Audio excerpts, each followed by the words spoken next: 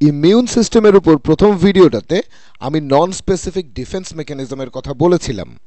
এখন ধরেন একটা প্যাথোজেন বা জীবাণু যেমন ব্যাকটেরিয়া, আমাদের শরীরের ফ্যাগোসাইট তারা বুঝতে পারে যে প্রোটিনের সাথে কোনো ব্যাকটেরিয়া আছে কিনা অথবা অন্য কোনো প্যাথোজেন আছে কিনা।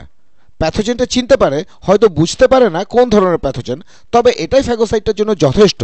সে তখন প্যাথোজেনটাকে গিলে ফেলে। তাহলে এটা হলো ফ্যাগোসাইট। এর একটা রিসেপ্টর সেই প্রোটিনটাকে টাচ করে যেটাতে এই ব্যাকটেরিয়া লেগে আছে। তখন ফ্যাগোসাইট বলে এই জিনিসটা তো থাকা উচিত না, তখন সে এটাকে গিলে ফেলে। ফ্যাগোসাইটের মেমব্রেন প্যাথোজেনটাকে ঘিরে ফেলে, তখন ব্যাকটেরিয়াটা এর ভেতরে চলে যাবে। এভাবে ফ্যাগোসাইটটা তার ভেতরে প্যাথোজেনটাকে ঢুকিয়ে ফেলে। ফ্যাগোসাইট প্যাথোজেনটাকে গিলে ফেলে। আমি ফ্যাগোসাইটের উপর প্রথম ভিডিওতে আপনাদের এই সম্পর্কে বলেছিলাম। এটা চেহারা হবে অনেকটা এরকম, কোষের মেমব্রেনটা এরকম থাকবে, দেখতে অনেকটা এরকম, আর প্যাথোজেনটা এভাবে থাকবে ফ্যাগোসাইটের ভেতরে। আর এর চারপাশে একটা মেমব্রেন থাকবে যেটাকে বলা হয় ফ্যাগোজোম। আমরা জানি ফ্যাগোসাইট বিভিন্ন রকমের হতে পারে। এটা হতে পারে ম্যাক্রোফেজ অথবা নিউট্রোফিল অথবা ডেনড্রিটিক সেল। আমরা আগের ভিডিওতে দেখেছি ম্যাক্রোফেজ আসলে এই প্যাথোজেনকে খেয়ে ফেলে না। এরা যেটা করে এই ব্যাকটেরিয়াকে রাস্তা থেকে সরিয়ে দেয়, কোনো ভাইরাস থাকলে সেটাকেও সরিয়ে দেয়। এভাবে এরা যেটা করে, প্রথমেই এরা এই প্যাথোজেনটাকে ভেঙে ফেলে। এরা বিভিন্ন পদ্ধতিতে এই ভাঙার কাজটা করতে পারে, তবে মোটামুটিভাবে এই প্রসেসটা এইভাবে হয়। আমি এখানে ছবিটা এঁকে দেখাচ্ছি এখানে। এটা প্যাথোজেনকে ভেঙে ফেলে। আমরা ফ্যাগোসাইটের প্রথম ভিডিওতে এটা দেখেছি। এর সাথে লাইসোজোম বন্ড করা থাকে। এখানে ভেঙে ফেলা সব পার্টিকেলগুলো এখানে থাকে। সেই ব্যাকটেরিয়া বা প্যাথোজেনের ভাঙা পার্টিকেল এখানে আঁকছি। সব ভাঙা পার্টিকেলগুলো এরা বের করে দেয়। কিছুটা থেকে যায়। পেপটাইডের কিছু চেইন থাকে, কিছু পেপটাইডের চেইন। আপনাদের নিশ্চয় মনে আছে প্রোটিন হলো অ্যামিনো অ্যাসিডের লম্বা চেইন, আর পলিপেপটাইড হলো ছোট চেইন। এখানে ছোট চেইন থাকে। তারা স্পেশাল কিছু প্রোটিনের সাথে বন্ড তৈরি করে। এটাই হলো আমাদের এই ভিডিওর টপিক। এরা স্পেশাল প্রোটিনের সাথে বন্ড তৈরি করে। এই প্রোটিনগুলা তারপর মেমব্রেন দিয়ে কোষের বাইরে বেরিয়ে যায়, আর তাদের সাথে থাকে প্যাথোজেনের একটা অংশ। তাহলে ফ্যাগোসাইট এই প্যাথোজেনকে গিলে ফেলার শেষ পর্যায়ে ফ্যাগোসাইটটাকে দেখাবে অনেকটা এই রকম। আর এই অ্যান্টিজেনগুলো, এগুলোকে আমরা প্রোটিনও বলতে পারি, যারা অরিজিনাল প্যাথোজেনের সাথে বন্ড করেছে। ছবিটা আমি এখানে দেখাচ্ছি। এই প্রোটিনটার সাথে প্যাথোজেনের কিছুটা অংশ আছে, আমি এখানে দেখাচ্ছি সবুজ কালারে। আর এই প্রোটিনগুলো, এগুলোকে বলা হয়, আগের ভিডিওতে বলেছিলাম, এই প্রোটিনগুলোকে বলা হয় মেজর হিস্টোকম্প্যাটিবিলিটি কমপ্লেক্সেস অথবা এমএইচসি, সংক্ষেপে এমএইচসি। আমরা যখন ফ্যাগোসাইটের কথা বলছি, ম্যাক্রোফেজ বা ডেনড্রিটিক সেল, এরা বিভিন্ন ধরনের ফ্যাগোসাইট। এরা যে এমএইচসিগুলো তৈরি করে প্যাথোজেনগুলো ডাইজেস্ট করার পর, সেগুলো হলো এমএইচসি ক্লাস 2। আমি এখানে লিখে ফেলি, এটা হলো একটা এমএইচসি ক্লাস 2 প্রোটিন। এখানে আমি প্রোটিনগুলোর সম্পর্কে বিস্তারিত বলছি না, তবে এটার মাধ্যমে ইমিউন সিস্টেম বা প্রতিরোধ ক্ষমতার অন্যান্য অংশকে সক্রিয় করা হয়, বিশেষ করে সেল মিডিয়েটেড ইমিউন সিস্টেম।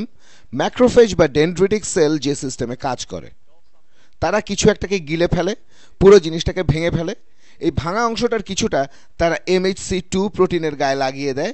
তারপর সেই MHC2 প্রোটিন সেলের বাইরে চলে আসে। প্রায় একই রকমের ঘটনা ঘটে বি সেলের ক্ষেত্রেও। এখানে আমি একটা বি সেল আঁকি।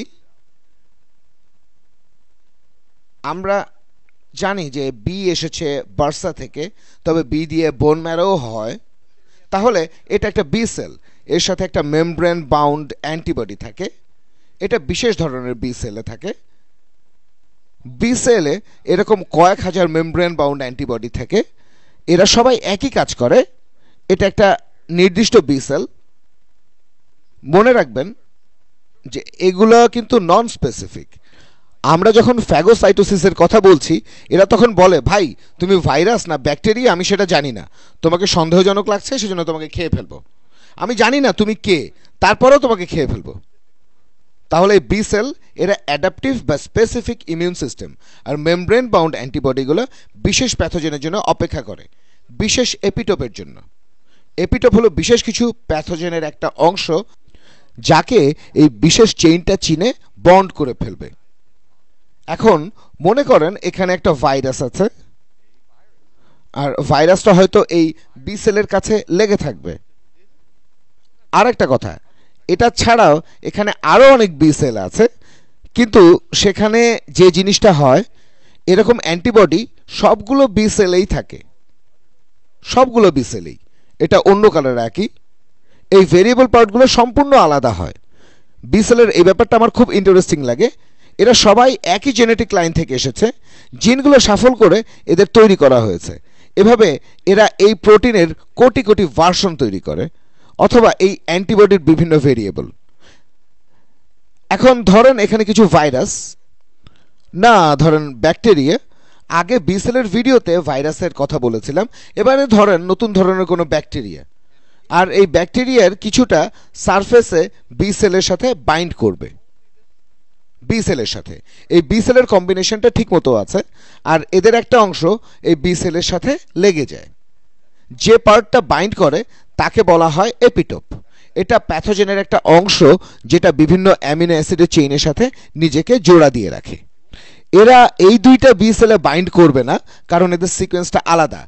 তাহলে এরা এই বি সেলে বাইন্ড করে, এভাবেই প্রসেসটা অ্যাক্টিভেট হয়। মাঝে মধ্যে এরা নিজেরাই বি সেলকে অ্যাক্টিভেট করে, তবে এক্ষেত্রে সাধারণত টি সেলের হেল্প দরকার হয়, টি সেলের হেল্প। এ ব্যাপারে আমি আপনাদের পরে বলবো। এখন অ্যাক্টিভেট হওয়ার পরে, এই প্রসেসটা অ্যাক্টিভেট হওয়ার পরে এই প্যাথোজেনটাকে গিলে ফেলা হয়। আমি আগের ভিডিওতে এ সম্পর্কে বলিনি, কারণ তাহলে অনেক বিস্তারিত বলতে হতো। এই পুরো জিনিসটাকেই তখন বি সেল একেবারে গিলে ফেলে, গিলে ফেলার পর এটা বড় হতে থাকে। এ সময় দরকার হয় টি সেলের। একটা অংশ হয় প্লাজমা বি সেল, কোনো অংশ হয় মেমোরি বি সেল, এটা হলো মেমোরি বি সেল। তারপর আছে প্লাজমা বি সেল। এখানে প্লাজমা বি সেল হয়তো বলবে আমি তো অ্যাক্টিভেট হয়েছি, এবারে আমি অনেকগুলো অ্যান্টিবডি তৈরি করব।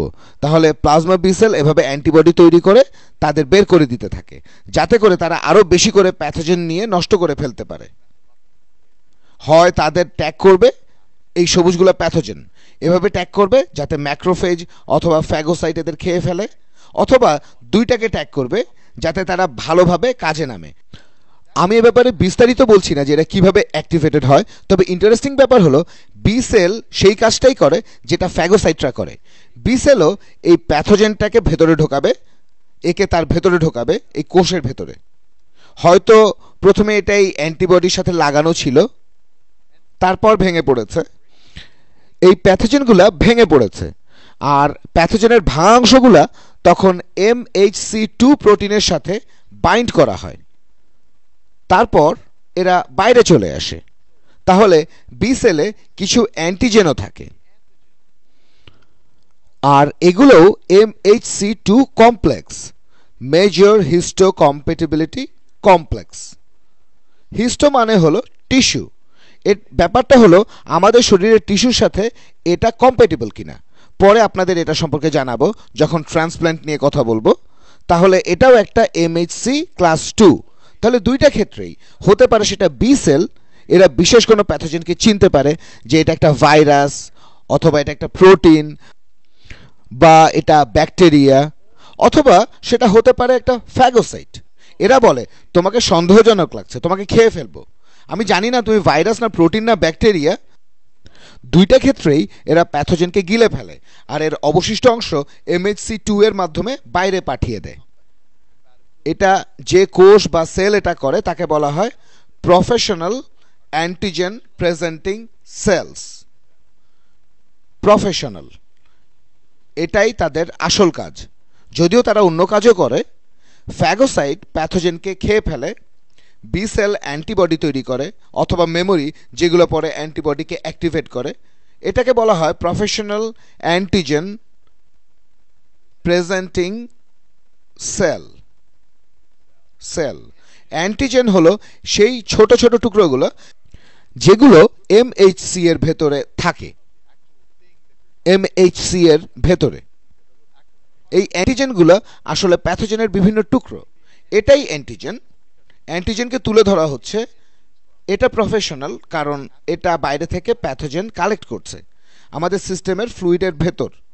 তারপর তারা প্যাথোজেনগুলো গিলে ফেলে, এরপর তারা সবার সামনে আসে। এছাড়া নন প্রফেশনাল অ্যান্টিজেন প্রেজেন্টিং সেলসও আছে। বেশিরভাগ সেল এরকমই, এমনকি এরাও। ভিডিওটা এখানে শেষ করব, না হলে এটাকে অনেক লম্বা বলে মনে হবে। তাহলে এখানে দুইটা ক্ষেত্রেই প্যাথোজেনকে গিলে ফেলে টুকরো টুকরো করা হচ্ছে। এরপর দেখবেন যে এই MHC2 এদেরকে সাহায্যকারী টি সেলগুলা চিনতে পারবে। আমাদের ইমিউন সিস্টেম কিভাবে কাজ করে সেটা এখানে বোঝানোর চেষ্টা করলাম। পরের ভিডিওতে আমি বলবো MHC1 প্রেজেন্টিং সেলস। আমাদের শরীরের বেশিরভাগ সেল এরকমই।